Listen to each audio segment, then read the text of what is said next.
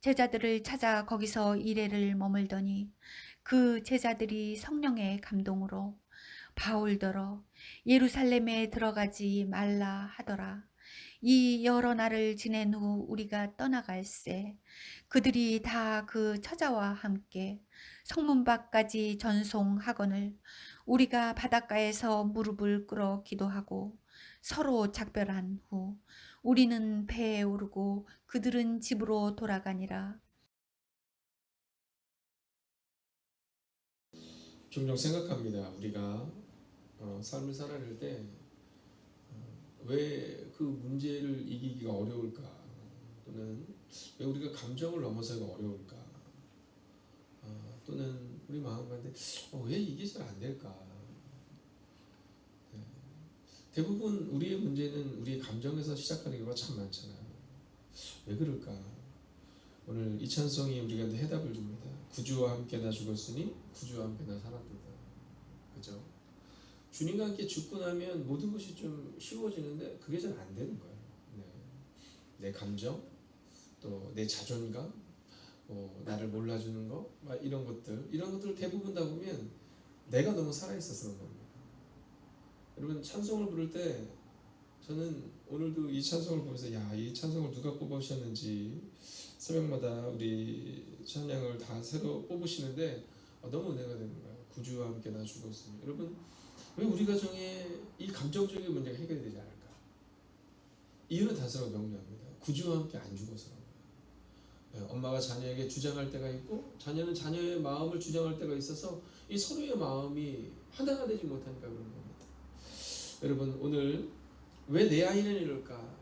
왜 우리 가족은 이럴까가 아니라 여러분이 먼저 주님과 함께 죽으시고 그리고 주님과 함께 살아내시는 그 한 해가 되시기를 주의 이름으로 축원하겠습니다. 오늘 하나님이 주시는 말씀입니다. 사도행전 21장 4절부터 6절까지 우리 한 절씩 교독하고 마지막 절을 같이 읽습니다. 사도행전 21장 4절. 제자들을 찾아 거기서 이레를 머물더니 그 제자들이 성령의 감동으로 이 여러 날을 지낸 후 우리가 떠나갈새 그들이 다 그 처자와 함께 성문 밖까지 전송하거늘 우리가 바닷가에서 무릎을 꿇어 기도하고 함께 있습니다. 서로 작별한 후 우리는 배에 오르고 그들은 집으로 돌아가니라. 아멘. 요즘에 병원을 혹시 가보신 적이 있는지 모르겠어요. 우리 권사님 괜찮으시죠? 네, 오늘 건강이 되니까 너무 감사합니다. 병원을 가면 병원에서 들어갈 때 입구에서 묻습니다. 뭐라고 묻는지 혹시 기억하세요? 요즘 못 가보신 분을 위해서 제가 설명을 드리자면 이렇게 물어봅니다. 외국 갔다 오셨어요? 혹시 중국은 갔다 오지 않으셨나요? 혹은 이태원에서 확진 환자를 받은 사람들 만난 적이 있나요? 이렇게 물어봅니다. 자, 그리고 아니요. 그럼 예, 그럼 괜찮습니다. 이럽니다. 여러분, 상황이 비슷해도 누구를 만났느냐를 먼저 점검한다는 거예요. 저는 이 얘기를 들으면서 늘 생각하는 게 있습니다. 예전에는 그런 거 안 물어봤거든요. 요즘에 병원에 오면 어디가 아프세요? 이걸 물어봤는데 요즘에는 그렇게 묻지 않아요. 요즘에는 외국을 갔다 왔나요? 혹시 확진자들 만난 적이 있나요? 이렇게 얘기하는 겁니다. 자, 왜일까요? 이유는 단순하고 명료합니다. 이게 전염되는 겁니다. 이 코로나19가 전염력이 너무 강한 거죠. 근데 이 전염력이 강한데 그냥 전염되는 것이 아니라 그 사람을 만나면, 자, 근데 성경에 보면 이런 전염병과 같은 사람의 이름이 나옵니다. 이런 거예요. 예를 들어서 우리 영민 간사님이 여기 있는데, 제가 영민 간사님 기도의 사람 우리 서영민 간사님, 그러면 서영민 간사님의 부모님이 얼마나 좋아하실까요? 근데 코로나19 같은 사람 서영민 간사님, 그러면 이럴 수 있거든요. 근데 바울을 향해서 그렇게 얘기했어요. 바울을 향해서 뭐라냐면 저 코로나19 같은 놈 이렇게 기록했단 말이에요. 왜냐면 바울만 만나면 예수님의 사람으로 변화되는 거예요. 그러니까 혹시 우리의 별명이 어떻게 되냐면 코로나19 같은 박중희 목사 이렇게 돼야 된다는 거예요. 네. 코로나19처럼 이제 나쁜 것을 전하는 게 아니라, 그래서 성경을 보면 저 바울은 연병, 즉 전염병과 같은 사람인데 저 바울만 만나면 다 예수쟁이가 되냐 이렇게 얘기하는 거예요. 자, 그런데 또 재밌는 게 하나 있습니다. 그것은 뭐냐면 바울이 말을 잘했느냐 못했느냐라는 겁니다. 바울이 말을 잘했느냐 못했느냐. 자, 성경을 보면 바울은 말을 잘 못했다고 기록합니다. 그래서 바울 스스로도 바울의 서신을 보면 사람들이 나를 보고 바울의 글을 보면 그렇게 글이 좋은데 직접 만나면 아무것도 아니더라는 말을 하지만 이런 표현을 씁니다. 그 얘기는 바울이 말을 너무 잘하진 않았다는 거예요. 바울이 태어나면서부터 말을 잘하는 사람이어서 복음을 잘 전했다는 게 아니라는 겁니다. 근데 성경에 보면 바울에게 친구가 많이 있었다는 표현이 나와요. 자, 그 얘기는 뭐냐면 바울은 말로 복음을 전하는 삶을 살아내기도 했지만 바울에게 있어서는 삶의 전도가 있었다는 것을 말해주고 있는 겁니다. 처음부터 바울이 말을 잘하는 사람이기 때문에 하나님의 그를 뽑은 것이 아니라는 거예요. 모세는 어떻습니까? 마찬가지잖아요. 여러분, 모세를 하나님이 뽑으실 때 하나님이 모세를 뽑으셨는데 모세가 스스로 뭐라고 말해요? 하나님, 저 아시잖아요. 저 얼마나 말을 못하는지 아시잖아요. 그랬더니 하나님이 뭐라고 말했어요? 야, 알았다. 그럼 네 형 아론을 붙여주마. 이렇게 말해요. 여러분, 우리가 말을 잘해서 그리스도인이 되는 것이 아니라, 말을 잘해서 리더가 되는 것이 아니라 삶이 필요하다는 것을 말해주고 있는 겁니다. 아론은 금송아지를 만드는데 일주했다면 모세는요, 하나님을 향하여 그 40년의 인생을 꾸준히 살아가는 삶을 살아내요. 우리가 거기서 볼 수 있는 겁니다. 그리스도인은 말을 잘하는 사람이 아니라 삶으로 살아내는 사람이구나. 그리스도인은 나를 만나는 사람마다 변화를 일으키는 사람이 그리스도인이구나.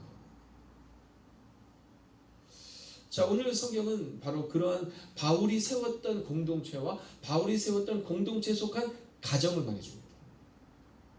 오늘 성령의 공동체, 그 가정을 꿈꾸십시오. 여기서 중요한 것은 뭐냐면 지금 바울이 만나는 공동체에 있는 가정들의 특징은 처음부터 예수님을 알았고 처음부터 예수를 믿었던 사람들이 아니라 바울이라는 사람의 삶을 통해 그 예수 그리스도를 영접하게 되고, 그리고 그 삶의 모습이 그 가정마다 흘러 들어갔다라는 것을 말해주고 있습니다.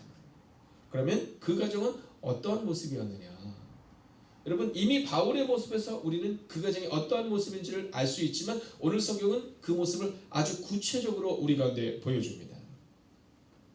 자, 먼저 오늘 이 말씀은 이 바울이 이 예루살렘으로 올라가는 겁니다. 왜 올라가냐면 바울의 목적지는 어디냐면 로마예요. 로마에 가서 죽어야 되는 겁니다. 예수님이 십자가에서 죽으셔야 하듯이 이 바울은 로마에 가서 복음을 전해야 하는 겁니다. 자, 근데 그 과정 가운데 예루살렘으로 가게 되어 있는데 이미 정해져 있는 거예요. 예루살렘에서 결박을 당하고 그리고 로마로 가게 되어 있는 겁니다. 여러분, 예루살렘에서 결박을 당하는 것이 곧 나쁜 것은 아닙니다. 왜냐하면 성경을 우리가 이제 계속해서 다음 달에도 그 다음 때도 보게 되겠지만 이 바울이 로마로 가려고 하는데 이 바울을 죽이려고 음식도 먹지 않는 수십 명의 사람들이 대기하고 있어요. 여러분 그렇기 때문에 어쩌면 이 바울이 예루살렘에서 잡혀서 안전하게 로마로 갈 수 있었던 겁니다. 자, 오늘 이 얘기를 하고 있는 거예요. 그러나 여러분 같으면 어떻게 하겠어요? 여러분 같으면 만약에 제가 이제 죽으러 간다 그러면 죽으러 간다는 소식을 들었을 때 어떻게 하시겠어요? 우리 권사님들 어떻게 하시겠어요? 박수를 치면서 막 우리 목사님이 이제 이러시겠어요? 아니면 목사님 안 돼요 이럴 것 같아요. 자, 오늘 4절의 말씀을 보면 그들이 이렇게 말합니다. 함께 읽어볼까요? 4절입니다. 시작.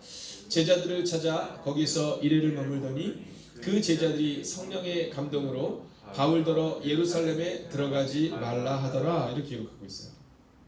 자, 그들이 알았던 것은 뭐냐면 팩트입니다. 사실을 알았던 거예요. 여러분, 성령의 사람들은 같은 사실을 알게 됩니다. 근데 그 사실이 뭐냐면 바울이 예루살렘에 들어가면 잡히게 되고 죽게 될 것이라는 것을 알게 된 겁니다. 자, 그래서 그들이 뭐라 그러면 들어가지 마세요 이렇게 얘기하는 겁니다. 들어가지 마세요. 여러분, 예수님이 제자들에게 말하죠. 내가 십자가에서 죽어야 한다. 근데 제자들이 말해요. 그러면 안 됩니다 이렇게 말해요. 안 됩니다 이렇게 말해요. 자, 그런데 오늘 우리가 여기서 보아야 되는 것이 있습니다. 자, 이들이 성령의 감동으로 예수님께서 예루살렘에서 잡히신 걸 알았기에 들어가지 말라고 말하거든요. 그런데 이 공동체의 특징이 있어요. 끝까지 자기들의 의견을 얘기하지 않습니다. 자기들이 아는 사실에서 그치지 않아요. 바울이 얘기해요. 내가 잡히는 거 나도 안다. 아, 바울 선생님 나 아세요? 그럼 나도 안다. 그러나 내가 잡힌 후에 너희는 내가 잡힐 것만을 알고 있지만 내가 잡혀서 그리고 로마로 압송되어서 나는 거기서 죽을 것이다. 그리고 그것이 내가 가야 할 길이다. 이렇게 말해요. 근데 그 얘기를 듣는 제자들마다 안 돼요 이렇게 말하지 않고 잠잠해집니다. 근데 오늘 4절에서 이 믿음의 공동체 가운데 있는 아주 중요한 메시지가 하나가 나옵니다. 그것은 뭐냐면 이것이죠.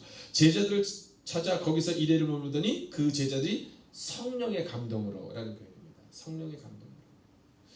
여러분, 오늘 우리가 우리의 가정을 세우기 위해서 필요한 것은 뭐냐면 성령의 감동이 있는, 즉 성령의 감동으로 세워지는 가정을 세워야 합니다. 여러분 막 아멘이 막 하고 싶지 않으세요? 네, 어떠세요? 네, 성령의 감동입니다. 성령의 감동. 우리는 대부분 생각해 보면 내 감동으로 세울 때가 많잖아요. 그죠? 내 판단으로 세울 때가 많은 겁니다. 이렇게 해야 된다, 저렇게 해야 된다. 여러분, 말씀이 우리 가운데 말해도 우리 끝까지 내 의견을 간천시키려 할 때가 많지만 오늘 성경을 보면 성령의 감동으로 그들이 말했다라는 것을 말해주고 있습니다. 여러분, 저는 오늘 이 새벽 이 시간 여러분의 가정을 축복하고 그리고 선포합니다. 여러분, 여러분의 가정 가운데 또 오늘 함께 예배드리는, 흩어져서 예배드리는 이들 가운데 성령의 감동으로 세우는 가정이 되시기를 주의 이름으로 축원하겠습니다. 아멘. 그러기 위해서는요, 우리가 먼저 성령의 사람이 되어야 돼요. 바울이 성령의 사람이 되었기 때문에 바울이 성령의 공동체를 세울 수 있었고, 성령의 공동체를 세웠기 때문에 그 성령의 공동체에 속한 가정들이 성령의 공동체가 된 거예요. 왜 우리 가정은 안 될까? 여러분, 이런 생각할 필요가 없어요. 여러분이 성령의 사람이 되면 여러분의 자녀들은 따라오기 마련이고요. 여러분이 성령의 사람이 되면 여러분의 가족들은 성령의 사람으로 변화되게 마련이라는 겁니다. 자, 두 번째 그 가정은 어떤 모습일까요? 우리가 5절을 같이 읽습니다. 5절 읽습니다. 시작. 이 여러 날을 지내시며 우리가 떠나갈 때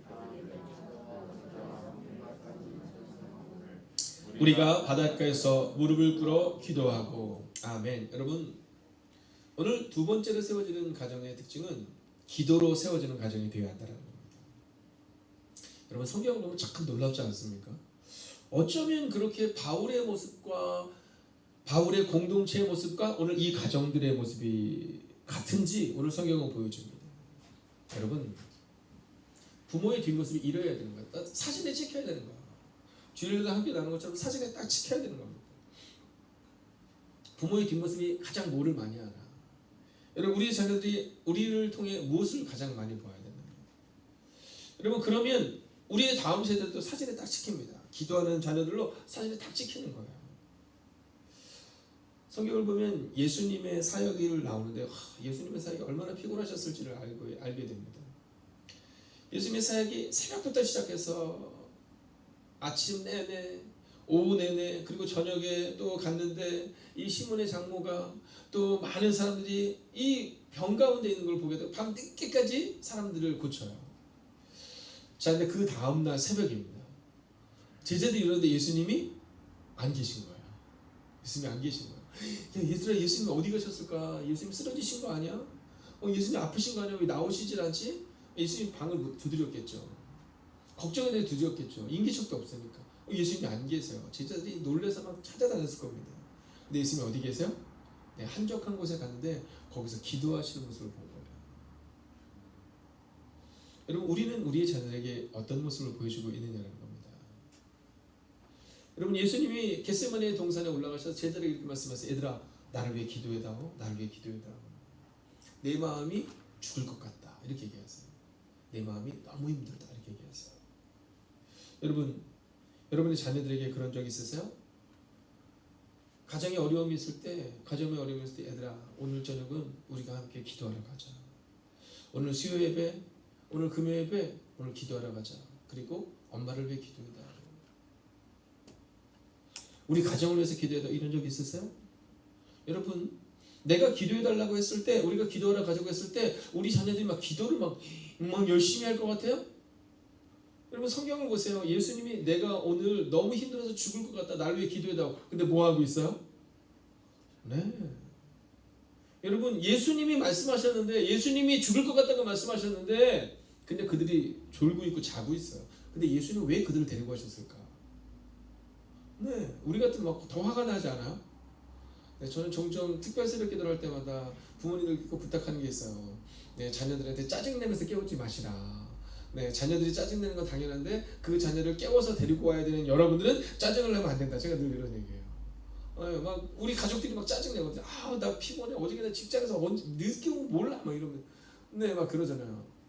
그럼에도 불구하고 함께 와야 되는 이유가 거기 있는 거예요. 저 같으면 그 3번씩이나 막 졸고 있는 제자를 끝까지. 여러분, 여기서 질문 하나 할까요? 그때만 그렇게 졸고 있었을까요? 아니면 올라갈 때마다 자주 졸았을까요? 여러분, 생각해 보세요. 말할 필요가 없는 겁니다. 그러나 주님은 가르쳐야 될 의무가 있으셨고 훈련을 시키신 거예요. 그래서 그들을 데리고 올라가신 거죠. 그리고 성령께서 그들 가운데 오셨을 때 그들은 기도의 사람으로 변화되는데 어떻게 기도하느냐? 예수님처럼 기도해요. 우리의 자녀들이 어떻게 기도하느냐? 부모처럼 기도해요. 장로처럼 기도해요. 권사처럼 기도해요. 집사처럼 기도해요. 목사처럼 기도하는 거예요. 여러분, 목사가 기도의 뒷모습을 보여줘야 될 이유가 여기 있는 거예요. 사람들은 대부분 목사처럼 기도합니다. 목사가 늘 언성을 높여요. 네, 목사가 늘 싸움하려고 해요. 목사가 늘 자기 주장을 해요. 여러분, 그러면 자녀들도 그렇게 자라납니다. 장로님 기억하셔야 됩니다. 권사님 기억하셔야 됩니다. 집사님 기억하셔야 됩니다. 무릎을 꿇고 기도하는 그 뒷모습이 바로 우리의 자녀들의 뒷모습이요, 우리의 다음 세대의 뒷모습이요, 우리의 집사님들의 뒷모습이라는 사실을 잊지 마셔야 한다는 겁니다. 오늘 장은영 집사님이 오셔서 기도하면서 뭘 보실 것 같아요? 네, 여러 가지를 보겠죠. 네, 그러나 가장 보게 되는 것은 뭐냐면 무릎을 꿇어 기도하는 권사님들의 모습이 아니겠냐는 거예요. 오늘 이문경 집사님이 이곳에서 기도하실 때 어떤 모습을 볼까요? 네, 나도 저들처럼 저렇게 기도하는 사람이 되어야겠다라는 마음을 가질 거예요. 그리고 그것을 가르쳐야 될 의무가 바로 우리에게, 우리의 다음 세대를 가르쳐야 되는 의무가 있는 거예요. 왠지 아세요? 여러분, 5절을 다시 한번 주목해서 보세요. 이 여러 달을 지낸 후 우리가 떠나갔을 그들이 다 그 처자와 함께 성문 밖까지 전송하거늘. 여러분, 기도하는 자리에 누가 있어요? 그 처자가 다 함께 있는 거예요. 아내도 있고 아이들도 있는 거예요. 어린아이들까지 다 데리고 나온 거예요. 그리고 그들이 다 무릎을 꿇고 기도하는 그 모습을 가지고 있었다라는 것입니다. 사랑하시는 여러분, 오늘 우리에게 필요한 것은 바로 이것입니다. 내가 혼자 기도하는 것 쉽습니다. 쉽습니다. 여러분, 그런데 누구와 함께 기도하는 것 어려워요. 어려워요. 어렸을 때를 생각해 보면 제가 목사가 될 것을 생각하지 않고 함부로 말했죠. 네. 새벽에 막 깨울 때 왜 깨우냐, 왜 나만 그렇게 깨우냐고, 누나도 있고 동생도 있는데 왜 나를 깨우냐고, 너니 다 목사가 될 사람 아니냐고, 그래도 나도 앤데 막. 네. 그 말한 거 지금 그대로 봤죠. 지금 아이들을 깨울 때 왜 날 깨우냐고. 네. 그럼 어렸을 때 내가 부모님의 마음에 어떠한 못을 박았는지 기억하면 일어나 다오 이렇게 얘기하죠. 일어나 다오.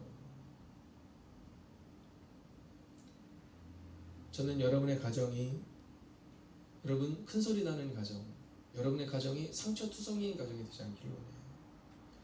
그리고 그 눈물을 넘어서는 모습은 바로 이렇게 무릎을 꿇어서 기도하는 부모의 뒷모습을 그 어린 자녀들이 다 함께 보는 그때 일어나는 거예요. 우리 교회가 아름다운 가정이 되기 위해서는 먼저 교회를 다니는 사람들이 그 뒷모습을 보여줘야 돼요. 기도하고 눈물을 흘리고 무릎을 꿇는 모습을 보여줘야 이 교회에 들어오는 새롭게 신앙생활하는 사람들도 그렇게 신앙생활하게 되는 거예요. 자, 이제 마지막 세 번째 메시지를 볼까요? 6절 먼저 읽어야 될 필요 있습니다. 6절 함께 읽습니다. 시작. 서로 작별한 후 우리는 배에 오르고 그들은 집으로 돌아가니라. 아멘. 여러분, 마지막 모습은요, 삶 속에서 영향력을 끼치는 가정이 되어야 된다는 사실입니다. 여러분, 이게 교회에서 기도하는 사람들의 모습이 좀 어려워요. 예전에 주익 집사님이 교회 그 밴드에다가 아주 좋은 글귀를 올렸어요. 그게 뭐냐면, 어떤 목사님이 쓴 글인데 거기에 내용이 뭐 여러 가지가 나오는데, 나는 새벽 기도하는 사람이 무섭다, 이런 뭐 글을 막 썼어요. 왜냐하면 새벽 기도하는 사람은 새벽 기도 안 하는 사람도 자꾸 정죄한다는 거예요. 나는 성경 많이 읽는 사람이 무섭다. 왜냐하면 성경 많이 읽는 사람은 안 읽는 사람을 자꾸 정죄한다는 거죠. 네. 나는 봉사 많이 하는 사람이 무섭다는 거예요. 왜냐하면 봉사하는 사람은 봉사 안 하는 사람들을 보면 자꾸 정죄한다는 거죠. 아니에요, 여러분. 내가 하는 것은 당연한 겁니다. 왜요? 오늘 우리가 불렀던 찬양처럼 구주와 함께 우리가 죽으면, 그러면 구주와 함께 살았기 때문에 가능한데, 여러분 구주와 함께 죽어서 새벽 기도를 하는 것이 아니라, 구주와 함께 죽어서 봉사하는 것이 아니라 내 감정으로 봉사하는 거예요. 그러다 보니 다른 사람을 정죄하고 판단하게 되는 거죠. 그런데 오늘 성경은 우리 가운데 말해요. 뭐라고 말하냐면 삶 속으로 다시금 들어가야 된다는 거예요. 나를 죽이고 삶 속으로 들어가야 된다. 여러분, 서로 작별한 후 우리는 배에 오르고 그들은 집으로 돌아갔다. 여러분, 이 상황에서 우리가 보여주고 있는 것은 우리의 삶의 자리로 우리가 들어가야 한다는 겁니다. 교회가 너무 좋지만, 교회가 너무 행복하지만, 그러나 우리의 삶의 자리에서 우리가 살아내야 한다는 사실을 말해주고 있어요. 여러분, 이 제자들은 알았어요. 오늘 이제 바울을 마지막으로 보는구나. 우리에게 복음을 전했고 우리를 위하여 3년간을 밤낮으로 쉬지 않고 기도하셨던 이 바울 선생님이 이제 예루살렘으로 가시면 그곳에서 결박당하여 로마에서 죽으시겠구나 알고 있었어요. 그러나 그들은 거기서 머무르지 않고 각자의 집으로 갑니다. 그리고 바울처럼 살아냅니다. 기도하고 전도하고 그리고 삶으로 누군가에게 복음을 전하는 삶을 살아내는 모습을 우리 가운데 보여주고 있습니다. 여러분, 언제 문제가 생깁니까? 여러분, 성령의 사람이라고 생각하면서 그 자기의 의견을 꺾지 않아요. 여러분, 4절에서 어떻게 말해요? 올라가지 마세요 라고 말하지만 오늘 6절은 뭐라고 말해요? 그들이 기도하고 각자의 자리로 돌아가 다시금 성령의 음성에 청정하여 살아내고 있는 겁니다. 여러분, 우리의 자리를 지키셔야 돼요. 우리의 자리를 지키셔야 돼요. 여러분, 언제 문제가 생깁니까? 자리를 지키지 않기 때문에 문제가 생기는 겁니다. 12명의 정탐꾼은 리더였어요. 여러분, 그들은 성실했고 그리고 신속했고 그리고 능력이 있었습니다. 그래서 가나안 땅을 다 정탐으로 돌아올 수 있었던 거예요. 그런데 그들에게는 믿음의 자리를 지키지 못했어요. 여러분, 성실해서 집사도 되고 성실해서 권사도 됩니다. 그런데 믿음의 자리를 지키지 못하는 사람이 많아요. 여러분, 이 교회의 기둥 같은 존재가 되라고 여러분을 집사로, 권사로, 장로로 세웠는데 여러분 그 자리를 지키지 못해요. 저는 여러분에게 꿈이 하나 있기를 원해요. 그 꿈은 뭐냐면 여러분이 이 행복이 가득한 교회의 위대가 되는 거예요. 여러분, 믿음의 자리를 지켜주시는 거예요. 반복적으로 교회를 세우는 거예요. 반복적으로 이 교회의 부흥을 통해 또 다른 교회를 세우는 거예요. 여러분, 우리가 자리를 지키지 못하면 이 교회는 또다시 갈라질 겁니다. 우리가 우리의 자리를 지키지 못하면 우리의 가정은 또다시 갈라지고 또다시 아픔을 겪고 또다시 상처를 갖게 될 거라는 겁니다. 여러분, 골리앗과의 전쟁에서 여러분 왜 골리앗을 이기지 못했어요? 자리를 지키지 못했기 때문입니다. 여러분 능력이 없어서가 아닙니다. 여러분 형들이 능력이 있었겠어요? 전쟁에 참여하지도 못하는 10대의 다윗이 능력이 있었겠어요? 여러분 말할 필요가 없습니다. 그것은 능력의 문제가 아니라 자리를 지키느냐 지키지 못하느냐의 차이라는 겁니다. 여러분 장로님이 30명을 위해서 기도하지 못하면 그러면 왜 장로가 됩니까? 여러분 권사님이 15명을 위해서 기도하지 못하는데 왜 권사가 되기를 소원하십니까? 여러분 집사님은 10명의 사람들을 위해서 눈물로 기도해야 되는데 그것도 하지 못하면서 왜 집사가 되기를 꿈꾸십니까? 누구를 집사를 세우고 누구를 집사해야 되고 여러분 왜 그거를 보십니까? 목사님 누구를 세워야 될까? 왜 저에게 묻습니까? 여러분 우리가 스스로 압니다. 집사 대상자가 스스로 압니다. 내가 집사가 되어 10명을 위해서 기도할 사람인지 권사가 스스로 합니다. 내가 15명을 위해서 늘 눈물로 기도하는지 여러분 권사가 돼서 그때서야 이제서야 비로소 내가 기도하겠다가 아닙니다. 기도하는 사람이 집사가 되고 기도하는 사람이 권사가 되는 겁니다. 어떤 사람? 서로 작별한 후 집에 가서 자기의 역할을 하는 사람들입니다. 엄마가 중요하잖아요. 여러분 그렇지 않아요? 죄송합니다. 아빠들도 계시고 저도 아빠지만 엄마가 중요해요. 엄마가 왜 중요한지 우리 너무 잘 알고 있잖아요. 엄마가 밥을 해주잖아요. 네, 여러분 요리를 아무리 잘해도 여러분 보세요. 장모님 감자탕집 뭐 이런 거 있잖아요. 그죠? 그런 거 있어도 뭐 아버지 감자탕집 이런 건 없잖아요. 네, 다 엄마가 밥을 하는 거잖아요. 여러분 오죽하면 과자도 있잖아요. 과자. 엄마 손 파이 아시죠? 네. 근데 우리는 그걸 너무 당연하게 여길 때가 있죠. 제가 얼마 전에 어떤 분이 그런 얘기 하시더라고요. 오늘 뭐 해 먹어야 되지? 이렇게 생각하는 사람과 오늘 뭐 먹어? 이렇게 생각하는 사람은 생각이 다르고 삶이 다르다는 거예요. 그렇지 않아요? 엄마들은 늘 고민하잖아요. 오늘 뭐 해줘야 되지? 그래서 열심히 그 음식을 만들었으면 우리는 뭐라고 말해야 돼요? 너무 맛있다 이렇게 말했는데 우리 그렇게 말 안 하잖아요. 오늘 고기 없어? 막 이렇게 말하잖아요. 나 오늘 김 먹고 싶었는데. 여러분 교회도 이와 같은 사람들이 있어요. 여러분 가정을 세우기 위해서는요. 가정에 바로 이와 같은 사람이 있어야 되는 거예요. 오늘 뭐 해 먹여야 될까? 오늘 내가 누구를 위해서 기도해 줘야 될까? 근데 여러분 교회에 어린아이들과 같은 사람들이 많아요. 오늘 뭐 해줄 거예요? 저희 언제 신방 오실 거예요? 오늘 어떤 기도해 주실 거예요? 여러분 감사히 여기셔야 돼요. 어린아이와 같은 새 가족이 많음을 감사히 여겨야 돼요. 그러나 리더 한두 명이 그 일들을 할 수 없어요. 이제는 오늘 이 새벽을 깨우는 우리 모두가 리더가 되어 이 일들을 감당하셔야 돼요. 가정에서 엄마가 오늘 뭐 해 먹여야 되지? 이러한 고민을 할 때 가정이 행복한 것처럼 오늘 사랑하는 장로님, 권사님, 집사님의 삶 가운데 내가 장로다, 내가 권사다, 내가 집사다가 아니라 오늘 내가 누구를 위해서 기도해야 되지? 여러분 원로 장로님이 30명을 위해서 기도하고 우리 사랑하는 권사님들이 15명을 위해서 기도하고 우리 집사님들이 10명을 위해서 기도한다면 여러분 우리 위해서 기도를 받지 못할 사람은 아무도 없을 거예요. 근데 저를 위해서 기도해 주라는 사람만이 있다면 여러분 그 교회는 세워질 수 없어요. 마찬가지예요.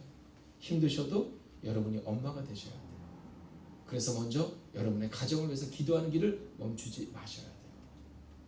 사랑하시는 여러분, 오늘도 성령의 음성을 청중하는 가정, 기도로 세워지는 가정, 그리고 삶의 자리에서 믿음으로 살아내는 여러분들이 되셔서 여러분의 가정이 믿음의 가정, 주님이 세우시는 오늘 성경에 나오는 이 가정들이 되시기를 주의 이름으로 축원하겠습니다.